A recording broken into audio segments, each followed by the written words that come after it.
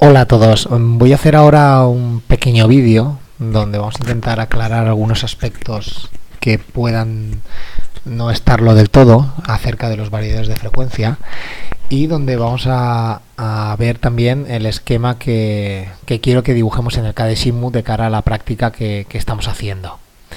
Bien, como digo, el tema de los variadores de frecuencia, bueno, aparte tenéis un documento en PDF que deberéis leer.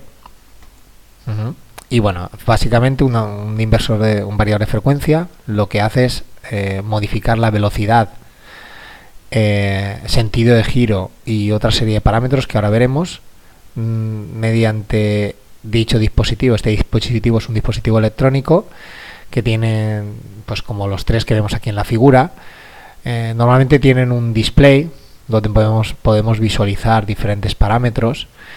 Y el acceso a cada uno de dichos parámetros lo podemos hacer mediante unas teclas que están en el frontal. A este bloque de arriba le llamamos consola. ¿De acuerdo? Bien, esto es consola o terminal de programación también se le llama, ¿vale? Y podemos visualizar, como digo, lo que a nosotros nos interese por pantalla, tanto visualizar el parámetro que nos interese como acceder a cada uno de ellos para hacer pues que el motor pueda girar a velocidades diferentes, para hacer que pueda invertir el sentido de giro, para programar las entradas que tiene, entradas digitales. Ahora lo vemos. Bien, el parámetro, como comentábamos el otro día, dos de los parámetros más importantes son las rampas o los tiempos tanto de aceleración como de deceleración. El tiempo de aceleración es aquel que tarda en pasar desde la velocidad cero, desde que el motor está parado por completo, hasta la velocidad ajustada.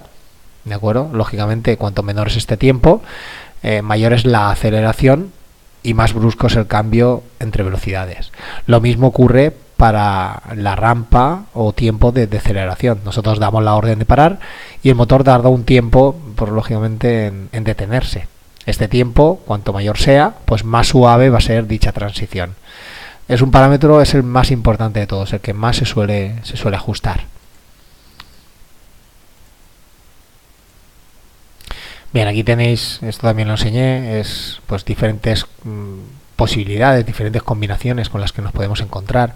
Podemos tener un motor trifásico que alimentamos mediante el variador de frecuencia teniendo a la entrada una red monofásica. ¿Vale? Si lo vemos aquí, nosotros tenemos fase y neutro y mediante el variador generamos esa tercera fase de forma interna y podemos conectar el motor trifásico. ¿Vale? Para motores de más potencia ya se utilizan variadores con entrada trifásica. Y lo que se suele utilizar es, por normativa de seguridad, un contactor que corta la alimentación del variador de forma total, es decir, de forma que ni el variador reciba la entrada. Por ejemplo, si presionamos una seta, debemos actuar sobre este contactor para cortar la alimentación de dicho variador, como digo. Bueno, aquí tenéis, ya por último, en esta presentación, lo que os enseño es el cableado pues del variador. Aquí tenéis el esquema de conexión. Como digo, una protección, siempre ha de ir protegido con el manejo térmico, en este caso tripolar, porque la entrada es trifásica. Un contactor que corta la alimentación de dicho variador y luego la salida al motor. Si nos fijamos, aquí tenemos dos entradas analógicas que están activadas mediante un interruptor rotativo o selector. ¿De acuerdo? El variador tiene un terminal que son los 24 voltios, el positivo, y dependiendo a dónde lleguen estos 24 voltios, donde los entreguemos, bien a la entrada I1 o bien a la entrada I2, podemos hacer, por ejemplo, que el motor gire en un sentido o en otro. De forma que con este interruptor estamos controlando el sentido de giro del motor. Cuando activemos la entrada I1 girará en un sentido y al activar la entrada I2 girará en otro sentido. En este caso solo tenemos dos entradas, pero podríamos tener, pues por ejemplo, un caso típico es tener pues 4, 5, 8 entradas, ¿de acuerdo? Muchas entradas, de forma que luego también podemos programar cada una de ellas para que cada entrada tenga una función diferente, la función que a nosotros nos interese. Un ejemplo muy típico es tener 3 entradas, I1, I2 y 3, y de manera que en función del valor que tenga del valor que tenga cada una de estas entradas, pues tendremos diferentes velocidades predefinidas. En el caso que tenemos 3 entradas, como digo, pues podríamos tener hasta 8 velocidades predefinidas. de forma que podemos controlar con unos contactos de unos relés o de forma externa, podemos controlar múltiples velocidades. Y luego también una cosa que es muy interesante es que los variadores de frecuencia tienen una entrada analógica que se puede configurar para que en función de la tensión que le llegue a esa entrada, el motor gire más o menos rápido. Esta propiedad la podemos utilizar para conectar un potenciómetro, que no es más que una resistencia variable, que utiliza los 10 voltios internos del variador, y un común.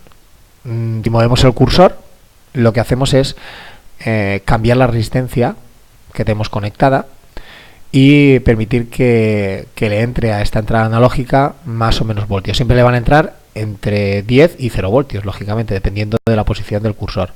De esta forma, pues un operario, este potenciómetro se puede colocar en la puerta del armario, y un operario, como digo, puede variar a su antojo la velocidad del motor de forma muy sencilla, sin tener que acceder a los parámetros internos del variador. Bien.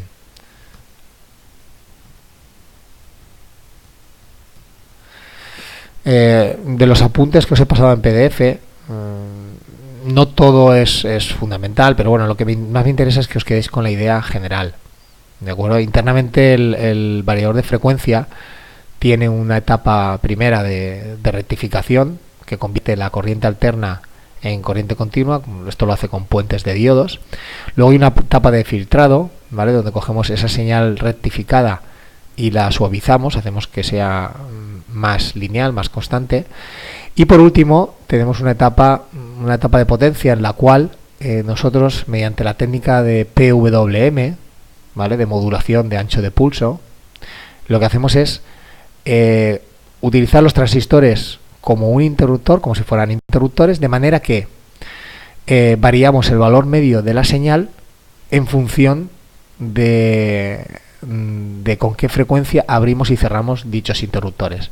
Vamos, que en definitiva lo que hace es generar una corriente alterna a partir de la corriente continua que tenemos previamente. Y luego también hay un bloque que es de control y de entradas-salidas y de comunicaciones, lógicamente. Entonces este bloque nos permite pues poder programar, poder acceder a todos los parámetros del variador, hacer que se comporte conforme a nosotros nos interese. ¿De acuerdo? Bien, aquí tenéis todo explicado. Y luego otra cosita más, una última cosita, es que en realidad hay un error aquí en los apuntes, donde dice la velocidad del motor. Un motor asíncrono, ¿vale?, tiene una velocidad, y esta velocidad se expresa por esta fórmula. N, que es la velocidad en revoluciones por minuto, es 60 por F partido. En realidad 2P induce aquí error. Debería ser P. Si definimos P como número de pares de polos, ¿de acuerdo? Un par de polos, que es un norte y un sur, ¿de acuerdo? Por ejemplo, si tiene un par de polos, un norte y un sur, nuestro motor, P, ¿qué valdrá? 1, porque tiene un par de polos. Si P vale 1 y la frecuencia es la frecuencia de la red, 60 por 50 en hercios, lógicamente, 60 por 50 son 3000, dividido entre 1 son 3000, que es la revolución, las revoluciones a las cuales girará el motor. En realidad veremos que el motor no gira realmente a 3000 revoluciones, no girará a 3000, realmente gira a 2900. Esa diferencia se le llama deslizamiento, como aparece aquí, y es lo que permite que el motor pueda seguir girando, ¿vale? Porque si girara a esa velocidad, que en realidad esta fórmula expresa la velocidad que gira el campo magnético en el antehierro, el motor se pararía. Tiene que haber un pequeño deslizamiento, que es esta diferencia. Por ejemplo, aquí en este caso, la velocidad de sincronismo, la velocidad del campo magnético son 1500, pero en realidad físicamente, si midiéramos con un tacómetro la velocidad del motor, veríamos que realmente gira a 1440 y hay un deslizamiento en este caso del 4%. ¿De acuerdo? Pero bueno, lo que importante es que este 2 de aquí, de la fórmula, quitarlo, porque puede inducir a error. P es número de pares de polos. P. Si tiene un par de polos, es decir, un polo norte y un polo sur, P vale 1. Si tiene dos pares de polos, norte-sur, P vale 2. Pero que significa que polos hay 4, pero P, número de pares de polos, son 2. Espero que haya quedado esto claro. Bien. Luego, por último, ya pasando a la práctica que vamos a hacer, básicamente lo que vamos a hacer es ajustar diferentes parámetros del variador, ¿vale? Trastear con él y configurarlo. Yo lo que sí que quería es que en cada SIMU dibujarais este esquema. Yo os lo pongo aquí y quiero que dibujéis el mismo esquema, ¿De acuerdo? Porque fijaos lo que vamos a hacer. Yo he hecho aquí una pequeña maniobra cableada, un automatismo cableado, ahora lo explicaré.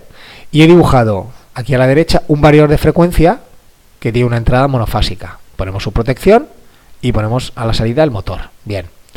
Como en Cadesimu, ¿dónde tenemos el variador? Pues vamos a la parte de potencia. ¿De acuerdo? Y si pasamos el cursor por encima de cada elemento, vemos que tenemos variador de velocidad de corriente alterna con entrada monofásica y a la derecha con entrada trifásica. Pues nosotros utilizamos el de la entrada monofásica y es este de aquí de la derecha. Le hemos llamado G1. ¿De acuerdo? Pero bien, además de esto, tenemos que poner lo que es el controlador. ¿Vale? El controlador, en realidad, Cadesimu lo dibuja en dos bloques, pero en realidad es el mismo elemento. Lo único que diferencia dónde están las entradas, entradas y salidas del variador de lo que es la parte de potencia. Pero todo es un conjunto. ¿Vale? Todo esto realmente es un conjunto. ¿De acuerdo? Bien, pues ¿cómo funciona este montaje? Bien, si nos fijamos, tenemos un paro de emergencia, S0, tenemos un contactor KM1. KM1, ¿qué es lo que hace? Si lo vemos, aquí no lo he dibujado, ¿vale? Faltaría, yo esto lo muevo hacia abajo, faltaría introducir el contactor. Bueno, voy a quitar primero, quito estos dos cables, tiene que ser bipolar, ya está, lo eliminamos, conectamos el neutro y conectamos la fase. Bien, seguimos ahora ya lo tenemos, le tenemos que dar el nombre de KM1, ¿de acuerdo? Bien, y si ahora simulamos, ¿qué es lo que ocurre? Fijaros, bueno, no voy a simular aún, lo voy a explicar primero. Tenemos un paro de emergencia, que lo que hace es que si no está presionado, este paro de emergencia, activamos KM1. KM1 lo que hace simplemente es alimentar el variador, dejarlo preparado para que pueda arrancar. ¿Cuándo arrancará? Cuando activemos la entrada digital que nosotros hayamos programado, en este caso la entrada I1.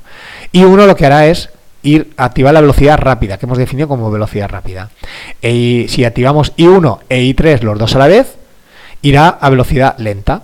I2 es el sentido de giro inverso, pero bueno, no lo vamos a utilizar. Simplemente vamos a tener estas dos entradas, de forma que si activamos el relé K2, se activará la entrada I1 del variador y girará a velocidad rápida, la que hemos definido como velocidad rápida, y si presionamos el final de carrera S2, activaremos el K3, se queda autoalimentado, lógicamente, para mantenerlo, y lo que hará es cerrar este contacto auxiliar y activar la entrada I3. Y como están activados tanto I1 como I3, girará a velocidad lenta. Esto se hace para, pues, el caso típico es una cinta transportadora que va a velocidad rápida. Cuando llega en este caso, pues a presionar el pulsador al final de carrera S2, lo que hace es cambiar a velocidad lenta, y cuando llegue al final de carrera S3, que es el de final de la cinta, lo que hará es desactivar los dos, se abrirán los dos contactos auxiliares y el motor parará. Repito, si presiono el pulsador S1, se activará K2 y el motor arrancará en velocidad rápida. Si presionamos el final de carrera S2, se activará el contactor K3 y activará la velocidad lenta, y si presiono el final de carrera S3, se detendrá. Vamos a probarlo. ¿De acuerdo? Vemos que no he dado tensión, vale. Ya tenemos activado el variador, ¿de acuerdo? Vemos que aquí me marca la velocidad de la frecuencia de giro, ¿vale? El freno el freno por corriente continua está desactivado, ahora lo comentaré. Bien, presionamos la marcha, se activa K1 y vemos que empieza a girar. Gira a esta velocidad, a 60 revoluciones por minuto. Es porque he marcado que la velocidad sea esa. ¿De acuerdo? Cuando llegue a S2, ¡pop!, vemos que gira a... Bueno, esto lo he programado mal realmente. Lo he programado mal porque realmente debería haber accedido a los parámetros y haber ajustado cuál es la velocidad rápida y cuál es la velocidad lenta. Ahora lo hacemos. Pero bueno, sí que hemos visto que ahora vamos a ver ahora que cuando presione el final de carrera S3, se detendrá. Vemos que tarda un tiempo en frenar, y esto es por la rampa que yo he puesto de deceleración. Bueno, voy a parar. Bien, ahora si hacemos doble clic, vemos que tenemos todos estos parámetros. Lo primero que tenemos, la velocidad del motor, 3000, 1500, ¿vale? Vamos a poner 1500 revoluciones por minuto, por ejemplo. Vemos aquí las velocidades predefinidas. Vemos que la primera velocidad, la I1, es la que me marca el potenciómetro, ¿vale? El valor ajustado en la entrada analógica, que no lo he comentado, pero es el potenciómetro que está aquí abajo. Entonces, por eso iba a esa velocidad, porque yo el potenciómetro lo tengo en una posición determinada. En la segunda entrada me dice que girará a 10 hercios. La tercera entrada me dice que girará a 25 hercios. ¿De acuerdo? Vamos a verlo. Aquí tengo el... vale. El potenciómetro analógico lo puedo activar o desactivar para hacer que aparezca o desaparezca. ¿Vale? Nosotros lo vamos a dejar ahí mostrado. Bien, venga. Vamos a simular otra vez. Presionamos S1 y activamos la marcha. Lógicamente la marcha es la que me marca el variador. Si hago doble clic sobre el potenciómetro, perdón, si hago doble clic sobre el potenciómetro, veo que aquí tengo la velocidad. Vemos que puedo girar hasta una velocidad 6.000 revoluciones por minuto, una barbaridad. ¿Vale? 200 hercios. Puedo variar entre 1 y 200 hercios. Ahí lo vemos. Vemos como aquí se marca la velocidad. Esto lo haremos en clase con un potenciómetro real. ¿De acuerdo? Bien. Cuando activemos el final de carrera S2, veremos que pasará a velocidad lenta. ¿Vale? Pero aquí ya el variador no, o sea, el potenciómetro no actuará sobre esta velocidad, porque le hemos dicho que no. ¿Vale? Vemos que va bajando hasta 300, que es la velocidad que hemos definido como lenta, y presionando el S3, que es el paro, vemos cómo va bajando hasta que llega a la velocidad 0. Lógicamente, el tiempo que tarda en pasar de una velocidad a otra vendrá definido por las rampas tanto de aceleración como de deceleración que tenemos aquí. Aquí lo tenemos. Aquí podemos ajustar también la mínima y la máxima. Por ejemplo, puedo decirle que no pase de 60 hercios. ¿Vale? En ese caso, eso también lo podemos hacer en el variador físicamente. En este caso, aunque demos marcha, si hacemos, ¿veis? Nos ha cambiado los límites entre 0 y 60 hercios. No, aunque yo quiera que vaya a más de 60 hercios, no va a ir a más de 60 hercios. Conviene no olvidar que los 60 hercios van relacionados con la velocidad en revoluciones por minuto. De hecho, en el variador podemos ajustar que nos muestre la frecuencia de giro, tanto en hercios como en revoluciones por minuto, lo que a nosotros nos interese, a efectos de visualización, ya digo.